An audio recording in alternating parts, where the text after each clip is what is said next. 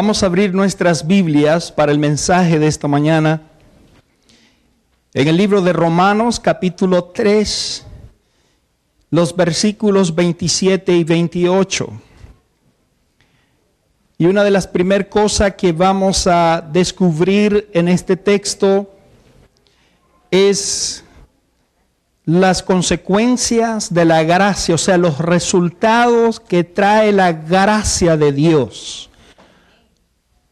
De acuerdo al apóstol San Pablo, en estos versículos nos expone el primer gran resultado de la gracia de Dios. ¿Qué es la gracia de Dios? La gracia es un regalo que Dios nos da de la salvación, la justificación, y nos da totalmente sin ningún costo alguno, gratis. Dice el apóstol San Pablo en el versículo 27 y 28 de Romanos 3, ¿dónde pues está la jactancia? Queda excluida. ¿Por cuál ley? ¿Por la ley de las obras? No, sino por la ley de la fe. Y el verso 28, concluimos pues que el hombre es justificado por fe sin las obras de la ley. Hay un juego de palabras en estos dos versículos que ahora necesitamos exponer y desarrollar el tema de hoy. La primera cosa que el apóstol San Pablo dice es refiriéndose a esa palabra jactancia. ¿Qué es jactancia? Jactancia en el diccionario significa alabanza propia. Significa presunción. Significa arrogancia, significa altanería, pedantería. ¿Estamos familiarizados con estas palabras? ¿Cuántas veces los seres humanos, muchas veces nos sentimos, presumimos algo? Y es natural en el corazón del hombre tener arrogancia, orgullo. Si alguien esta mañana se considera excluido de estos asuntos que el apóstol San Pablo está refiriéndose, deja de ser humano. Desde el momento que somos seres humanos, mi corazón está lleno de estas cosas, de arrogancia. Nos sentimos arrogantes, presumimos. Alabamos nuestra condición de privilegio. El apóstol San Pablo está abordando un tema de aspecto de la gracia que Dios le da a la humanidad, siendo que es gratis, no cuesta nada, porque la conclusión San Pablo la da en el versículo 28. Concluimos pues que la justificación, el hombre es justificado por ¿cómo? Por fe, sin obras de la ley. ¿Qué quiere decir esto? Para que el ser humano sea justificado, no necesita ser obediente a la ley de Dios. Eso es lo que Pablo está diciendo, ¿no? Yo estoy repitiendo el concepto del apóstol San Pablo. Vamos al santuario. ¿Dónde está la justificación tipificada en el santuario? ¿En qué altar? En el altar de sacrificio, el primer altar, cuando entra el adorador al santuario, ¿qué es el primer altar que se encuentra? El altar donde se sacrificaban los corderos. Y ese altar, al sacrificarse el cordero, derramar la sangre del cordero, ¿qué hacía el pecador? ¿Tenía que ser obediente para poder ser justificado? No hay obediencia de ley. Hay tres cosas en la Biblia para el plan de salvación. Escríbanlo bien. Justificación, santificación y glorificación, el plan de salvación. Está estructurado en el santuario. Justificación, santificación y ¿qué? Glorificación. ¿Estamos claros? 3 aspectos. La justificación es antes de la santificación. No puede haber santificación sin justificación, pero sí puede haber justificación sin santificación. Para que yo pueda estar en el proceso de la santificación, necesito primero ser justificado. Pero para ser justificado no necesito ser santificado, porque la justificación viene previo a la santificación. Ahora, la diferencia entre justificación y santificación. La justificación es una declaración. La santificación es un proceso de toda la vida. ¿Vieron la diferencia? El domingo pasado tuvimos aquí una ceremonia de boda. Vamos a dar este ejemplo. Antes de que el ministro declarase esposo y esposa, ¿cuál era el estado civil de esa pareja antes de venir al altar y tener esa declaración? Estado civil, soltero. Pero cuando el ministro hace la declaración, los declaró marido y mujer. Cuando bajaron de este altar, su estado civil, ¿qué? Cambió. La justificación es una declaración de parte de Dios. ¿Qué hace la pareja? Nada. Espera una declaración. Su estado civil cambió. Tan pronto llegaron a este altar y bajaron de aquí, su estado civil cambió. El pecador, cuando viene a Jesús y llega al altar de sacrificio, ahora allí en ese altar de sacrificio se presentaba un cordero, confesaba su pecado, venía del mundo de pecado, había cometido error, había pecado, por eso necesitaba justificarse. Se derramaba esa sangre inocente, el cordero moría en su lugar, porque dice la Biblia que la paga del pecado es muerte, pero la dádiva de Dios es salvación y vida eterna. Por lo tanto, cuando ese pecador ofrecía ese cordero y ese cordero derramaba su sangre y moría en lugar del pecador, cuando ese pecador salía de allí, ¿cómo salía? Justificado. La justificación, vuelvan a escribirlo, es una declaración. La santificación es un proceso. ¿Qué es justificación?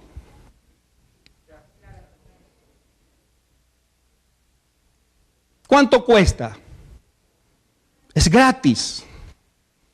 Concluimos pues, dice el apóstol San Pablo, miren lo que dice, concluimos que el hombre es justificado por la fe sin las obras de la ley. La gracia de Dios, aquí está el primer resultado.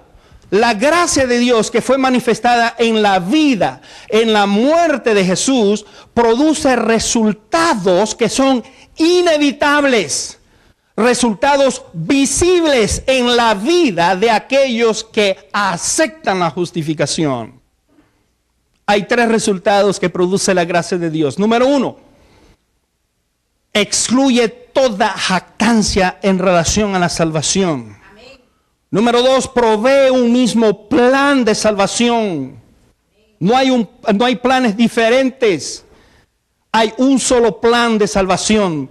Número 3, la gracia de Dios confirma, establece la ley de Dios. Amén. Vamos a desarrollar estos 3 temas. Hoy voy a concentrarme al primer resultado. El resultado número 1 es la gracia de Dios excluye toda jactancia del hombre en relación a la salvación. ¿Dónde pues, dice Pablo en el verso 27, está la jactancia? ¿Dónde queda el orgullo? ¿Dónde está la presunción del hombre que por sus obras se salva? Por su obediencia se salva, por su justicia. ¿Cuál justicia? Dice el profeta Isaías. ¿Cómo describe la justicia del hombre Isaías? Vuestra justicia es como ¿qué? El trapo más sucio que puede existir. Esa es tu justicia, esa es mi justicia, hermano. Es un trapo sucio. Eso lo describe Isaías. Es trapo de inmundicia. Por eso es que necesitamos la limpieza de nuestra justicia. Pablo dice, tu presunción queda excluida, tu arrogancia queda excluida. ¿Qué contribuye el hombre para el plan de salvación? ¿Cuál es la contribución? ¿Cuál era la contribución del pecador cuando venía al santuario para ser justificado? ¿Cuál era su contribución? Nada. ¿Quién moría en su lugar? Un cordero, un animalito inocente. ¿Merecía la muerte el cordero? No. Pero moría en su lugar. Quien merecía la muerte era él. Él cometió el pecado. Pero viene una ofrenda, un cordero que muere en su lugar.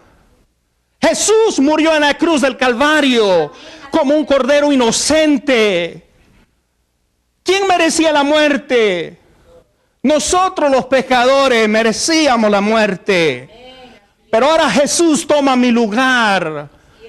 Y con su muerte ahora me justifica de mis pecados, de mi vida pasada. Eso es justificación. Hay una declaración. ¿Cuál fue la declaración de Jesús como cordero en la cruz del Calvario? Cuando Él declara, consumado es. Y todos quedamos justificados. Pero ¿cuándo se hace realidad esa justificación? Cuando todos aquellos creemos en Jesús y aceptamos a Jesús. Amén, así es. Como el Cordero de Dios, dijo San Juan. El Cordero de Dios que quita el pecado del mundo. Amén, así es, aleluya. El Evangelio de la gracia de Dios no deja ningún lugar para la jactancia, la presunción, el orgullo del hombre, porque el hombre no contribuye en lo más mínimo para su salvación. Mira la advertencia que Dios le hace a Israel frente al Mar Rojo, cuando los liberaba de la esclavitud de los egipcios. Éxodo capítulo 14, versículos 13 y 14, abran su Biblia. Dice el texto, no temáis, estad firmes y ved la salvación que Jehová hará hoy con vosotros. Porque los egipcios que hoy habéis visto, nunca más para siempre lo veréis. Jehová peleará por vosotros y vosotros estaréis ¿qué? Tranquilos. Amén. Aleluya. ¿Dónde pues está la jactancia, la presunción, la arrogancia? Queda excluida, dice Pablo. Esa es la temática teológica que está desarrollando aquí San Pablo. Queda excluida. ¿Por cuál ley? ¿Por la ley de las obras? No. Por la ley de la fe. Entonces la fe es una ley. ¿Y qué es fe? Fe es creer. Fe es confiar.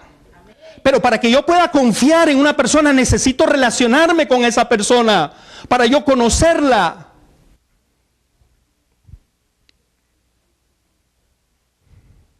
¿Cuál fue la advertencia de Dios a Israel? ¿Quién iba a pelear por ellos? ¿Quién iba a salvarlo? Jehová hará hoy. Van a ver ustedes la salvación que Jehová va a hacer por ustedes. Y en nuestro aspecto de liberación de la esclavitud espiritual, lo mismo sucede que le sucedió a Israel frente al mar. Dios ha peleado por nosotros. Él derrotó al enemigo. Jesús es el que enfrentó a la serpiente antigua y la aplastó de su cabeza. El hombre no ha contribuido nada en el plan de su rescate. ¿Dónde está entonces mi presunción que yo tengo que hacer algo para que sea salvo? Queda excluida, dice Pablo. Deja de ser arrogante y creer que tú estás haciendo algo, aportando para ser salvo. La jactancia se relaciona con el orgullo. Y la Biblia clasifica el orgullo como uno de los 7 pecados capitales. Qué interesante, la arrogancia espiritual se torna un pecado más. El orgullo es la más grande manifestación de los efectos del pecado en la vida del ser humano. ¿Cuántas veces he escuchado declaraciones en púlpitos? No sé si lo han hecho en este púlpito. Ministros, predicadores, haciendo referencia, me siento orgulloso y lo clasifican como orgullo santo. ¿Han escuchado esa declaración desde los púlpitos de nuestras iglesias? Orgullo, y le ponen el adjetivo santo. Miren qué interesante cómo somos nosotros del pueblo de Dios. Hemos transformado nuestras diferentes cosas como el alimento. Carne vegetariana. Café vegetariano. Hasta el orgullo se volvió vegetariano. Orgullo santo. Hermano, no hay orgullo santo, por favor. Orgullo es orgullo. Por eso Pablo está siendo bien claro en esta mañana. Si hay una cosa que debe salir de mi boca y de mi vocabulario y de mi sentimiento, es que no hay orgullo en relación a la salvación. ¿Dónde pues está el orgullo? Queda excluido. Amén, gloria a Jesús. Dios nos ha regalado a este pueblo verdades únicas. ¿Por qué? Porque somos su pueblo escogido, especial tesoro. Somos la niña de sus ojos. Amén. Pero eso no nos da lugar a mí a sentirme superior a ellos. Eso me da a mí una gran responsabilidad para hacerles llegar a ellos la doctrina sana. Amén. La sana doctrina. Pero eso no me da a mí lugar para ser arrogante. Y eso es lo que Pablo está abordando allí. El pecado es el que trastornó de manera completa y total la obra creadora perfecta de Dios.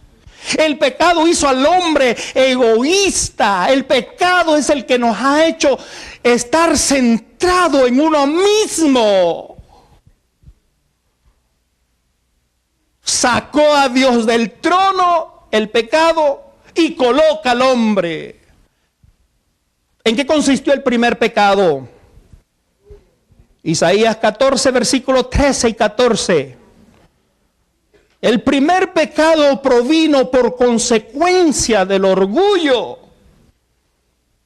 Isaías 14, 13 y 14. ¿Cómo caíste del cielo, oh lucero, hijo de la mañana? Tú que decías en tu corazón, ¿qué decía? Subiré al cielo en lo alto, junto a las estrellas de Dios. Levantaré ¿qué? Mi trono. Oiga eso. Levantaré mi trono. ¿En qué monte? En el monte del testimonio. Me sentaré. Wow. ¿Cuál fue el primer pecado? ¿Vino por consecuencia de qué? Del orgullo. Ay, hermanos queridos, de igual manera sucedió en el jardín del Edén. El pecado entró cuando Adán y Eva fueron tentados a ser como ¿quién? Como Dios. Lo mismo. El mismo pecado que llevó a este lucero en la mañana, a Lucifer, es el mismo pecado que transmitió a nuestros primeros padres de llegar a sentirse, querer ser como Dios. Y desde ese entonces, miren esto, desde ese entonces, el egoísmo, la exaltación propia ha predominado en el corazón del hombre. El hombre es el que se convierte ahora en el centro del universo. Por eso nos encantan las posiciones. Andamos peleando, nos andamos agarrando de la mecha. Porque queremos la mejor posición, el mejor puesto. Si no me dan el mejor puesto, no sirvo a la iglesia. ¿Y quién le dijo eso? Aleluya. Por favor. No andes peleando posición. Si la iglesia te ha dado un privilegio, es un honor. Y estás para servir a la iglesia, servir al pueblo de Dios. No para hacerte más arrogante, para hacerte superior que el otro. No. ¿Te das cuenta? El orgullo, el egoísmo, exaltación. Otro de los problemas que da el orgullo es el espíritu de competencia. Comenzamos a competir. Y a veces los pastores y los predicadores caemos en este pecado entre nosotros, los colegas, andamos compitiendo. A ver quién predica más, a ver quién gana más almas. Si yo no gano alma, el que mueve a las almas se llama el Espíritu Santo, es el que convence de pecado al pecador. ¿Por qué yo voy a estarme cargando esa gloria?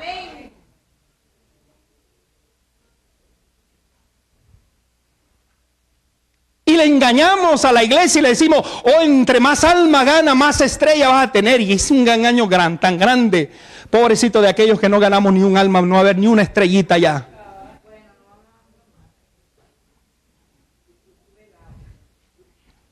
Mi corona no tendrá ni una estrella. Como dijo alguien, que algunos nacen con estrella y otros nacen ya estrellados.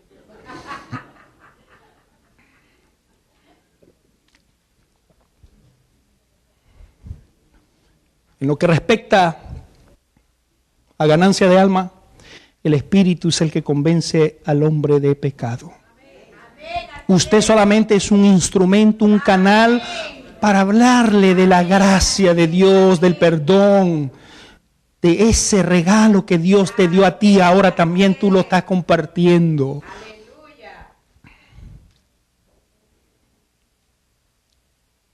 El hecho de andarse en competencia, ahora no se trata solo de tener algo o hacer algo, sino se trata de tener más o hacer más que los demás. El orgullo espiritual, ¿saben qué hace el orgullo espiritual? El orgullo espiritual busca la aceptación de Dios. Espera que Dios lo acepte por encima de todos. Miren esto. Miren el ejemplo que voy a darles, Lucas 18, versículos 11 y 12. Mira cómo Jesús lo ilustra con la actitud del fariseo que va ¿a dónde? ¿A dónde fue el fariseo? ¿Fue a la discoteca? No, mis hermanos, al templo a orar. El hecho de subir al templo a orar no es el problema. El problema está, ¿qué me motiva a mí a ir a orar? Miren la oración de este hombre. Lucas 18, 11 y 12. El fariseo, dice San Lucas, puesto en pie, está paradito, parado para que todo el mundo lo vea. El fariseo puesto en pie oraba consigo mismo de esta manera. Miren, hasta describe el tipo como oró. Dios, te doy gracias porque no soy como los otros hombres, ladrones. ¿Así dice su Biblia? Sí. La mía también dice ladrones. ¿Saben quién es un ladrón? Un don que cogiendo lo que no es de él, lo ajeno. Yo no soy ladrón. No soy como los otros hombres injustos, adúlteros, ni aún como este publicano. Versículo 12. Ayuno 2 veces a la semana. Doy diezmo de todo lo que gano. Wow. Tremendo cristiano. Bueno, alguien dijo que algunos no son cristianos, son cristinos. Y creo que este es uno de esos. Cristino. No es un cristiano, hermano. ¿A dónde estaba haciendo esta oración? En el templo. Wow. El hecho de que subamos al templo a orar, eso no indica mucho. El asunto es, ¿qué te motivó a venir al templo? ¿Cuál es mi motivación? El hecho de que suba aquí y haga una oración bonita, bien adornada con palabras, pero de aquello lo más último que puede haber en el vocabulario del diccionario español. Eso no dice nada. ¿Qué me está motivando a mí a hacer esa oración?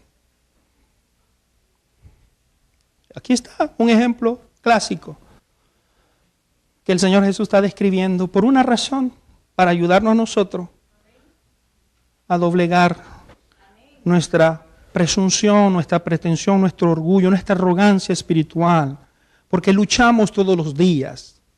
Esa es una lucha de todos los días.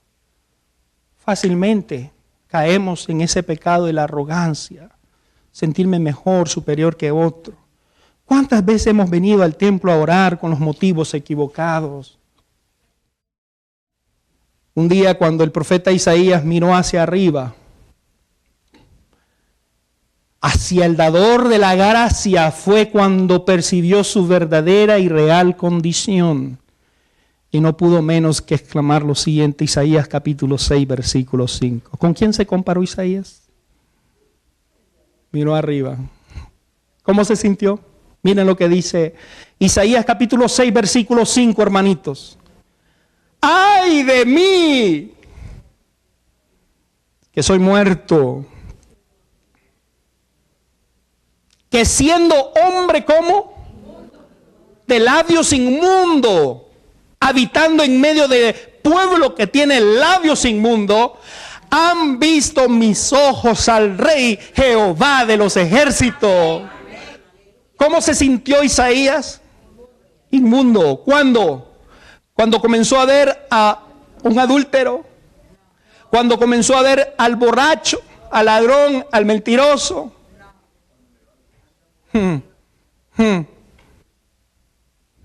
Cuando miró al dador de la gracia.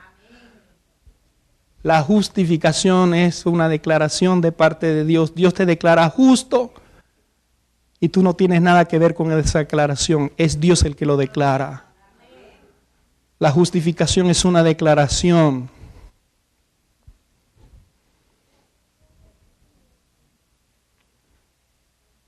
El libro de Camino a Cristo, la hermana White escribió diciendo lo siguiente: cuando más cerca estéis de ¿quién? De Jesús, más imperfectos os reconoceréis, porque veréis tanto más claramente vuestros defectos a la luz del contraste de su perfecta naturaleza. Esta es una señal cierta de que los engaños de Satanás han perdido su poder y que el Espíritu de Dios os está despertando. ¿Cuándo? Cuando me comparo con el que está a la par mía. Deja de compararte con otro pecador, que te vas a sentir justificado de sentirte superior y darle lugar a la jactancia. El plan de la salvación para el hombre es por gracia. Es algo que no merecemos. El pecador merecía morir en lugar del Cordero, pero el Cordero moría en lugar del pecador. merecíamos morir por nuestras faltas, nuestros pecados, pero Jesús murió en mi lugar. Él derrama su sangre y por lo tanto soy justificado. Soy declarado justo ante el Padre. ¿Cómo? Solamente por la declaración divina. Regalo gratis. Cuando lleguemos a comprender de manera correcta el plan de la salvación, ¿sabe qué tiene que pasar en mi vida? Debe hacerme más humilde. Y a la vez consciente de que todo viene de la mano de Dios. Ya no seré un arrogante espiritual. Voy a ser un siervo para llevar a otros la salvación y la vida eterna. Miren lo que hizo quien proveyó el plan de la salvación de manera gratuita para nosotros. Y termino con ese texto.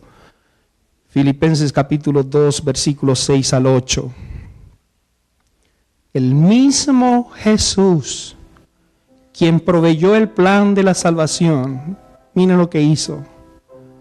Siendo en forma de Dios, no estimó el ser igual a Dios como cosa que aferrarse, sino que se despojó a sí mismo, tomando forma de siervo, hecho semejante a los hombres, y estando en la condición como hombre, se humilló a sí mismo, haciéndose obediente hasta la muerte y muerte de cruz. ¿Dónde pues está la jactancia? Dice Pablo. Queda excluida. No hay ninguna razón, motivo por el cual usted tiene que sentirse arrogante. Deja de andar compitiendo con otro, deja de andarte comparando.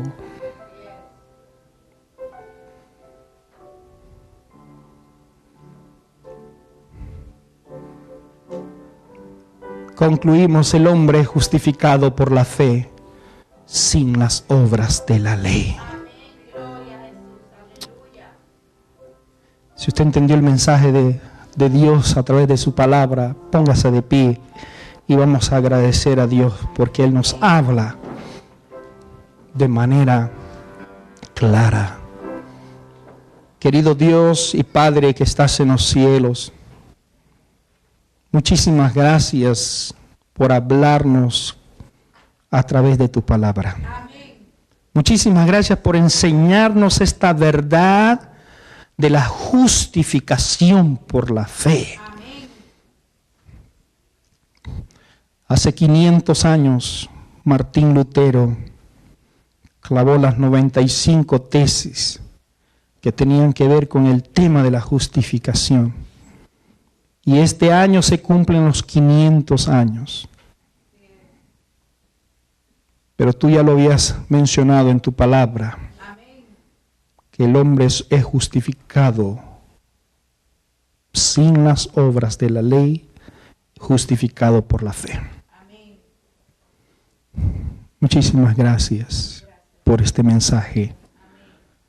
Un mensaje que nos alienta. Amén. Un mensaje que nos orienta. Amén. Un mensaje que nos ayuda a nosotros a saber cuál es el papel que jugamos en la iglesia. Amén. Como líder, como miembro. Amén. Todos estamos aquí para apoyarnos unos a otros. Amén. Todos estamos aquí para ayudarnos en nuestras debilidades. Y mientras tú aparezcas en las nubes de los cielos, estamos aquí para hacer apoyo el uno con el otro. Amén. No para atacarnos. No para ver cómo soy mejor que el otro, para demostrar que soy más superior, que yo merezco esa posición, él no merece. Oh mi Dios, por favor, ten misericordia de nosotros. ¿Cuántas veces atacamos a otros? Y muchas veces nos hemos sentido arrogantes Porque tenemos la verdad del Evangelio. Y nos sentimos superior a otros. Perdónanos, Padre. Recibimos tu gracia en esta mañana. Y queremos que el resultado de la gracia nos haga humildes. Nos haga ser siervos tuyos. En el nombre, que es sobre todo nombre, en el nombre de Jesús, te lo agradecemos. Amén.